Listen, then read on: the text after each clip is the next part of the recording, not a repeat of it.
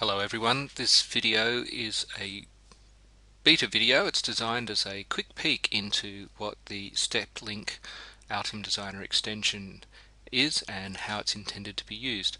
STEPLink was developed by SolutionQuadrant, and the idea is that it allows you to link to STEP models rather than embedding them within your PCB libraries. So let me show you how it's intended to be used. This is a spirit level board. You've probably all seen it as one of the reference designs in Altium Designer, and I've stripped out all of the existing component bodies that were in that. And what we're going to take a look at is this DIP 16 down here, which is a classic example where one footprint might be used for multiple packages. In this case we want to put a DIP switch on there, but that footprint could equally be used for any sort of DIP 16 IC as well. So it's a good example where you may wish to swap the footprint or swap the step model that you're using with that specific footprint. So the way the process actually works is you start with the footprint and you just place a 3D body in the same way that you normally would, and you embed the step model. So we'll put our DIP switch here. Okay, we hit OK. Now don't worry too much about placing it correctly, because there are tools as well that included with STEPLink to help you in the placement. So we've got this. Obviously the orientation of the DIP switch is different from the orientation of the footprint. So let's just align these, and this is a feature which has been within Altium Designer for some time. Align face with board. So you select the step model that you want to align, and then you select the face of that step model, which is this bevel down here, that we want that to now be level with the board. So you can see there that it's aligned that face with the board. We'll just rotate this around so it's in the same orientation as the footprint.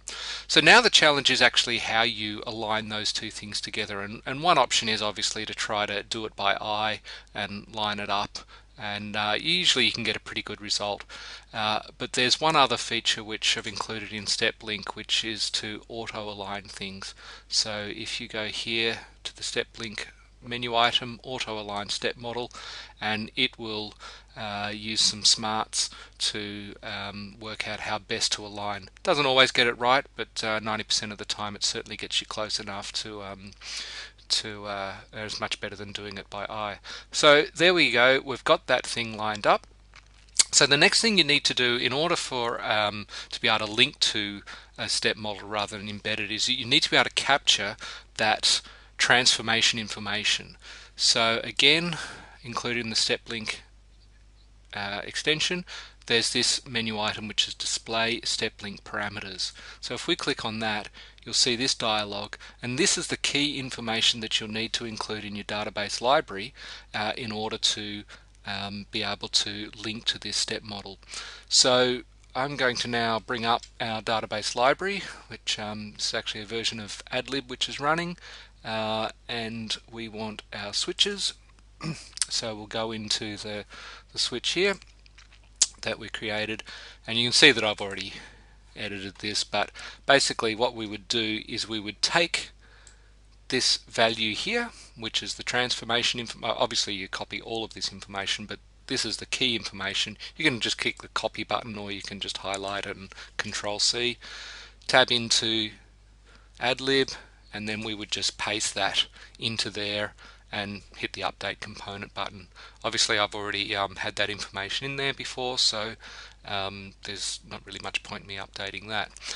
Now, because this is just a database library, same as any other sort of database library system, you can then go into where that component was actually used, which is in our switches. Here it is. And of course those parameters now get brought in as any other parameter would from a database library. And this is the key information that the STEPLink system uses in order to place those components. So what I'm going to do is, because we actually, once we've aligned that, we don't need that step model in there any longer. So we can actually delete that step model.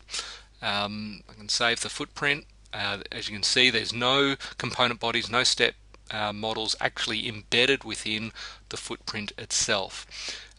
What the STEPLink system does is when we run it from here and we just click the embed STEPLink, what it actually does is it goes into the design and it pulls out all of the STEPLink parameters which have been captured into the schematic, and it then goes away and retrieves those step models using the information that was included in there.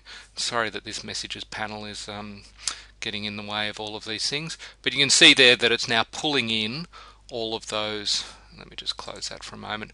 It's now pulled in all of those footprints from the external step libraries.